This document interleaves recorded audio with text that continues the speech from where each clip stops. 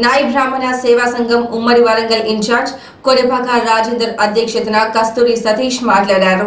ఉమ్మడి వరంగల్ జిల్లా వ్యాప్తంగా సుమారు 1,00,000 పైచీలకు ఉన్న నాయి బ్రాహ్మణులు రాజకీయ పరంగా 1% మాత్రమే ఉన్నారు. రాజకీయంగా ప్రధాన పార్టీలు సీట్లు కేటాయించడంలో తగిన ప్రాధాన్యం కల్పించడం లేదు.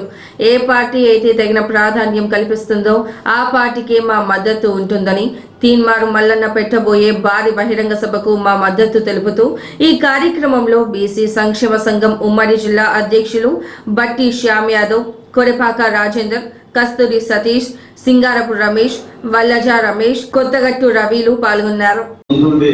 అన్నకు సపోర్ట్ చేస్తూ మనమందరం ఐకమత్యంగా ఉండి మన వంతు సాయం చేసుకుంటూ మనకు సపోర్ట్ చేసే ఏ పార్టీనైనా రానున్న రోజుల్లో మనం గెలిపించుకునే స్థాయి ఏంటనేది మనం రేపు సభలు సక్సెస్ చేసుకొని నిరూపించుకోవాలనే ఉద్దేశంతో నేను రావడం జరిగింది.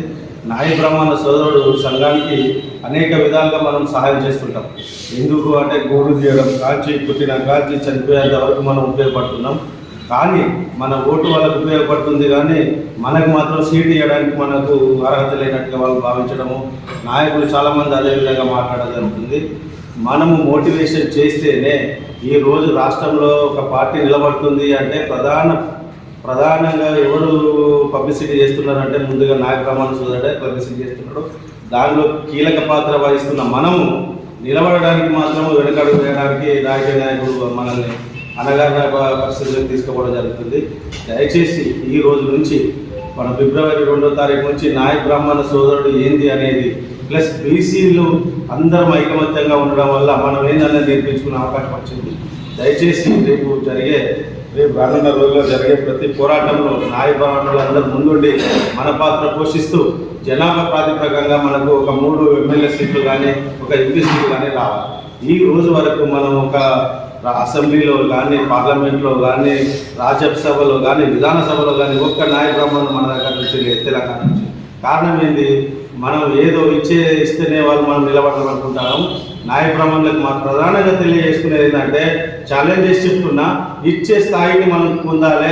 యాచించే స్థాయి నుంచి మనము ఇచ్చే స్థాయికి ఎదగాలనే ఉద్దేశంతో మనం పోరాడితే ఖచ్చితంగా వాళ్ళు ముందొస్తారు, దిగి వస్తారు. చిన్న ఎగ్జాంపుల్ చెప్తున్నాను. ఆంధ్రప్రదేశ్లో మనము బీసీలు అందరం ఐకమత్యంగా ఉండి నాయ బ్రాహ్మణులు ప్రధాన పాత్ర పోషిస్తూ అక్కడ జగన్ గారిని ముఖ్యమంత్రిగా చేయడానికి కీలక పాత్ర వహించిన బీసీలను ఫస్ట్ చెప్పిన విధంగా మనకు సపోర్ట్ చేయకుండా గెలిచిన తర్వాత మనల్ని కొంచెం పక్కదారి పెట్టించి పక్కన పెట్టడం జరిగింది. ఆ తర్వాత మనం ఏం చేసినాము, నెక్స్ట్ కనబడకుండా ఎంత సపోర్ట్ చేసినామో అదే విధంగా మనం అతన్ని పక్క పెట్టడం జరిగింది. దాన్ని దృష్టిలో పెట్టుకొని రానున్న రోజుల్లో కూడా మన నాయ బ్రాహ్మణులకు ప్రత్యేకత ఇవ్వాలని, దానిలో మనం కంపల్సరీ ఉండాలని మళ్ళీ చెప్తున్నా. యాచించే స్థాయిలో కాదు, శాసించే స్థాయిలో నా నాయ బ్రాహ్మణ సోదరుడు